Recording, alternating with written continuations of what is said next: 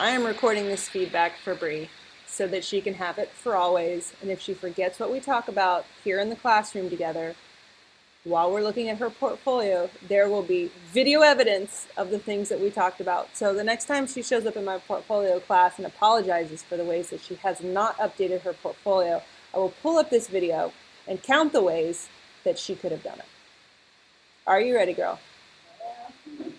Here we go. So this is the portfolio of Bree. We learn very quickly that she's a storyteller. Now this is a nice evolution from kind of where we saw before, where you didn't quite have an articulation of what it is that you want to do. You said something in the review today that I wished it said right here. You said, I love to listen to stories, I love to share stories, and I love to help people tell their stories. Right? Where is that? I help people believe in themselves so that they can believe in others, inspire them to tell their stories. Why is this so far down here?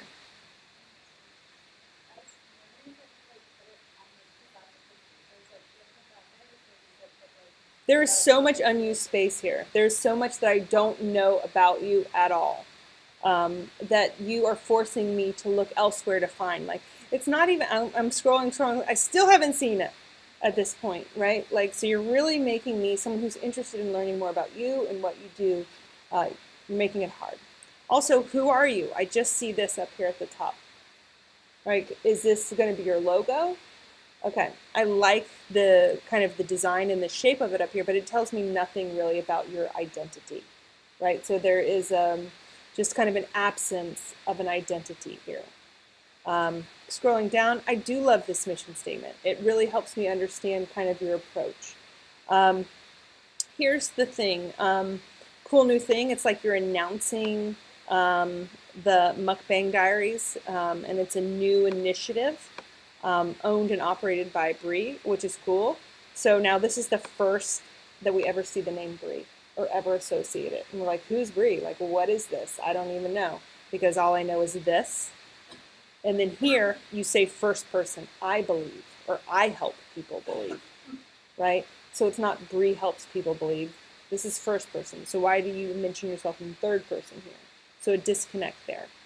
I like that you are highlighting this as a cool new thing. This logo is way too big, right? Like, because I can't even fully appreciate it because I can't even get the whole thing on the screen, right? I'm just going to, I'm going to shrink it down a little bit so that I can see it all.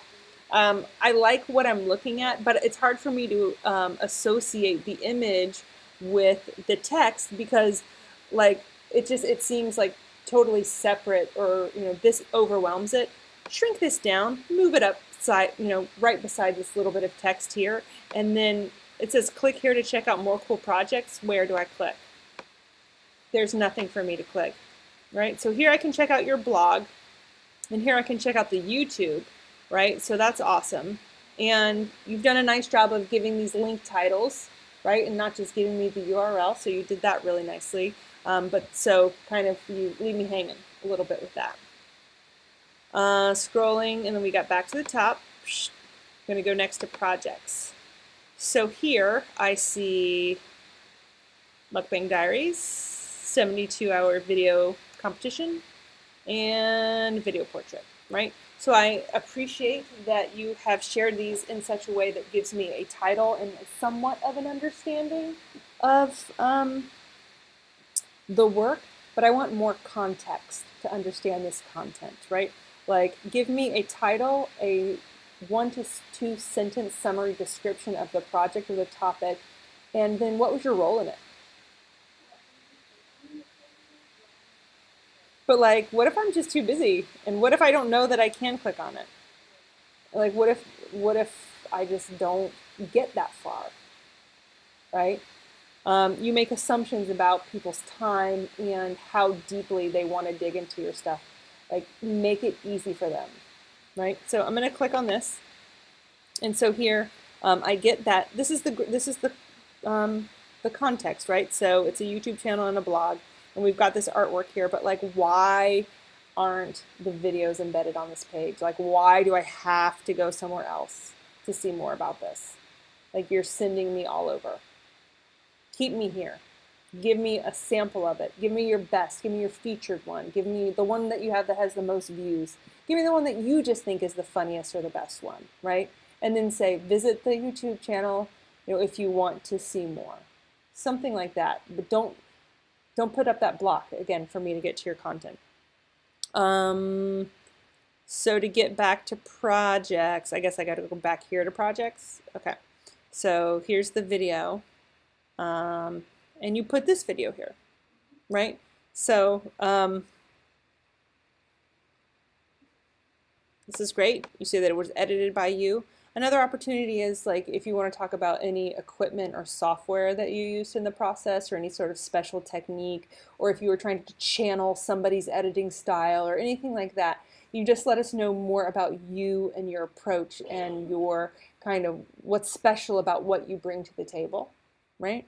And think about if you want to custom thumbnails, right? So that's something that I've been just really, I mean, it's there for a reason. It's there because you want to design something that makes people want to click on it, right? So that is an opportunity for you. I'm going to just do this last one here. I want to peek into the life. Yeah. So, I mean, this is all great and focused around your, basically your identity as a storyteller, right? So if that's what you're putting out here is like, who I am and what I do, your portfolio pieces should all be story-based. I'm glad to not see a Real Deal Tacos website, even though I know you did Suki Beauty, or I'm glad to not see Mousetrap Mini Golf, because those are not storytelling projects, right? So if this is where you want to be, these are all, your portfolio is a curated experience. So moving forward, don't feel like you have to have a bazillion things on here. Choose the things that you feel really represent your best work and the kind of work that you want to continue to do with other people. Yes. For my homepage, I was thinking instead of doing, that page is just, okay. But instead of like doing a projects page, I Mhm. wanted to just have the projects on the homepage, Mhm. just like in a separate like little area by itself, just because I'm not like, I don't plan on putting out like too many Sure. projects, because I just like you're saying, just don't have like, but it's Totally fine. I mean, like, I'm going to just jump here to the About Me really quick and scroll down. You have just a tiny little bit of text here. Like, to me, your site and your approach, it makes sense as a one-pager, right? Like, so just different kind of sections where you have kind of the, welcome identity thing. You've given me that you're a storyteller, the mission statement. Scroll down a little bit, featured projects. Scroll down a little bit more, about Bree. Scroll down a little bit more, contact. That's it. That's what I was thinking. I wanted to like make it really simplistic, because like before I had like all these things. Mhm. And it's like I don't want to change it too much and then like completely stray away and then just make it too simple and then have to go back and like beef it up again. Yeah. So I don't know. Don't be afraid to edit yourself down to what the essence of what you want to do in. If I put everything on my portfolio that I do for people, it would not be a good representation of the work I want to do. Does that make sense? Like, I take on a lot of projects either as a favor or for a friend or for money that don't necessarily represent like what my dream project is or even what I think is my best work. I always put my best foot forward, but you have varying degrees of pride or confidence in whatever it is you created, and your portfolio should be that collection of things that you feel like that you want to stand behind as being most representative of who you are and what you can offer in the industry. Yeah. This is great. I mean, like, I feel like all of the elements are here. I don't think you need to like go back and come up with a whole different approach. All of the elements are here. It's basically a reorganization and give me more kind of contextual info. If I do since I am doing the video portrait, Uh-huh.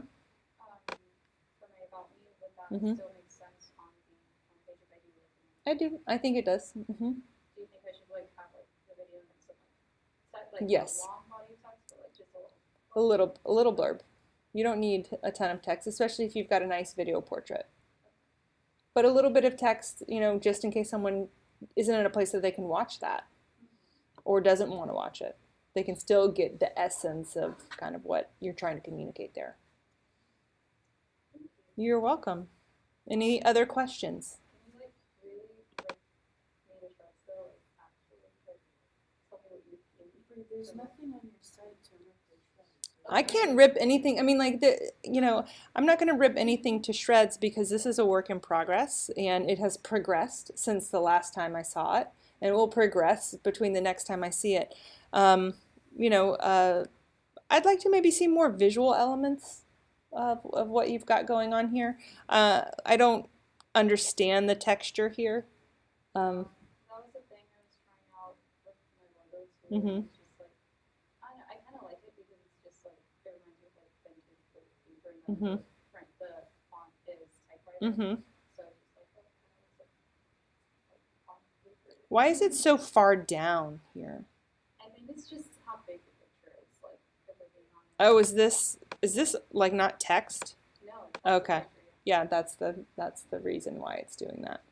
I like textured things, but in addition to other visual elements. Like this texture alone just doesn't it just seems like it's what's the word I'm looking for here?